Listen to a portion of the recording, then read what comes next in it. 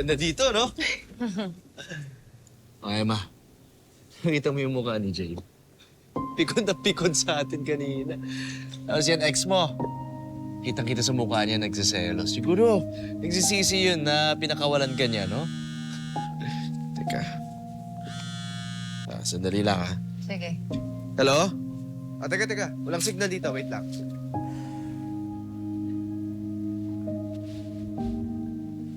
Emma, ito walang mali siyang tanong. May feelings ka pa rin ba dun para kay Danilo?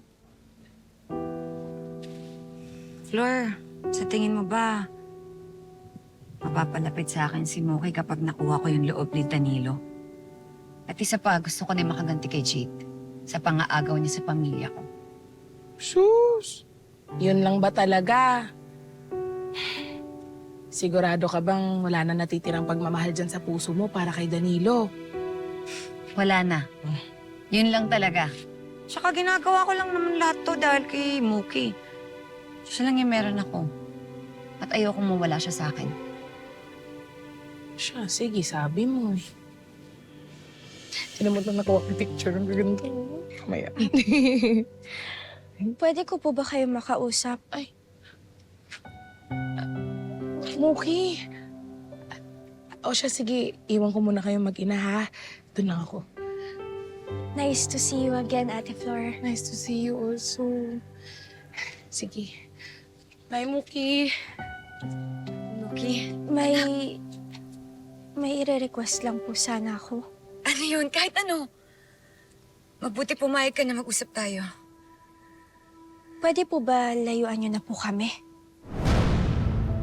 Or baka naman po meron po akong dapat gawin para hindi niyo na po kami guluhin. Okay. Alam mo, hindi ko kayang gawin yan. Mahal na mahal kita. Hindi ko kayang malayo sa'yo. Mahal? Mahal niyo ako? Kung totoong mahal niyo ako, sana hindi kayo umalis, di ba? Sana binalikan niyo kami. Sana hindi kayo sumama sa lalaking yun. Kung totoong mahal niyo ako, sana hindi niyo kami pinagpalit ni tatay. Muki, hindi ko kayang ipagpalit ka. Ikaw lang ang buhay ko. Talaga ba? Ha?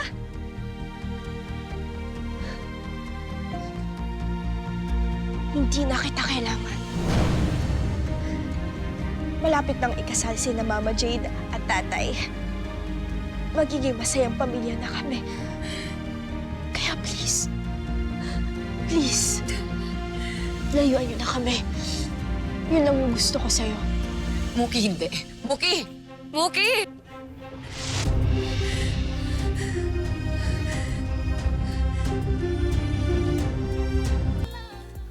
Sure ka ba na okay lang kami nandito ni Kakay? Akala ko ba first vacation niyo as family? Ano ka ba? Sinabi na nga ni Muki na mas masaya siya pag kasama tayo. O baka naman, mas masaya siya pag kasama ka niya. May happy bang ganyan? Ay nako. Alam mo, magsaselfie lang ako doon sa far, far, far away. Iwan ko na kayo dyan.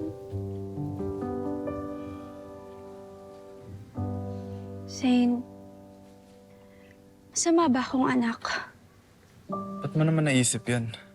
Nagigilty kasi ako sa mga sinabi ko kay Nay Eme. Pero kailangan ko talagang sabihin yun para tigilan niya na kami.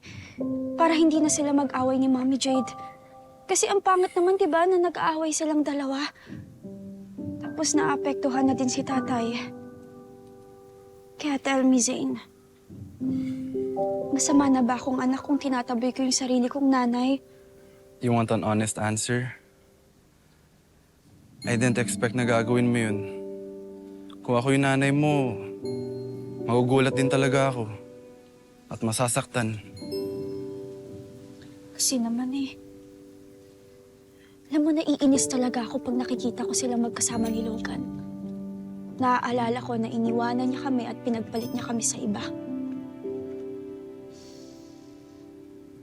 Pero ba't ganun? Ba't ganun, Zane? Hindi ko maintindihan yung nararamdaman ko. Naaawa ako sa kanya. Nasasaktan pa din ako pag nasasaktan siya. Alam mo, pag nagtatampo ako kay Mami, minsan tahimik lang ako.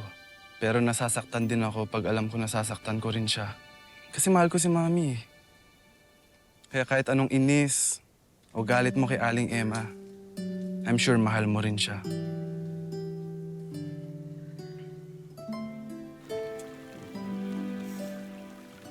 Kaya kong tanggapin lahat ng panlalait sa akin ni Jade. Pero hindi ko kayang tanggapin yung mga sinabi sa akin ng anak ko kanina.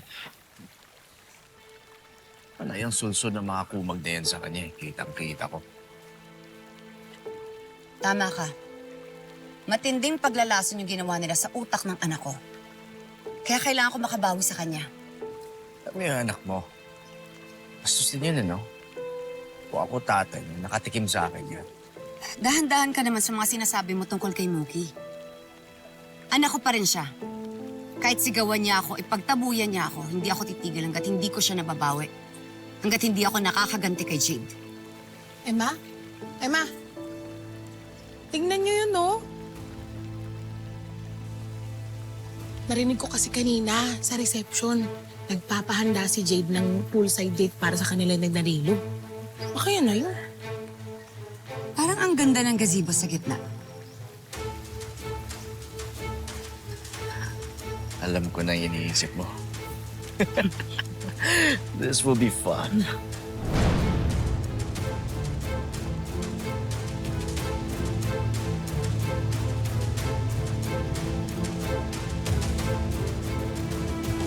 Ma'am, this fee po. Thank you. Oh, wow! How lovely!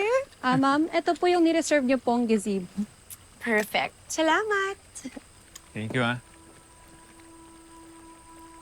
Bakit nakaayos din yung isang gazebo? Sinong... Sina Emma? Don't tell me. Na dito rin kayo magde-dinner dalawa. Bakit? Pag-aari mo ba ang lugar na to? Tsaka, hindi lang naman ikaw ang gustong kumain beside the pool. Eh, ba't hindi na lang kaya kita itulak diretso sa pool? Para diretso swimming ka na. Jade, pwede ba tama na nakakaya sa mga staff? Dito, dahil nakakita sa atin. Cancel niyo na yung reservation namin dito. Sa restaurant na lang kami kakain. Hindi niyo naman sinabi na hindi lang pala amoy chlorine yung pool niyo. Amoy mabahong plastic din. Tama na. Ba't umiiwas ka? Alam mo, dalawa lang naman yan eh. Either naaalibadbaran ka o insecure ka. Saan sa dalawa? Masyado ka namang bilib na bilib sa sarili mo. Emma, never akong may insecure sa isang kagaya mo. Fine. We'll keep the reservation. Double date tayo. Ang umatras, duwa. Ang pikon, isang malaking talo.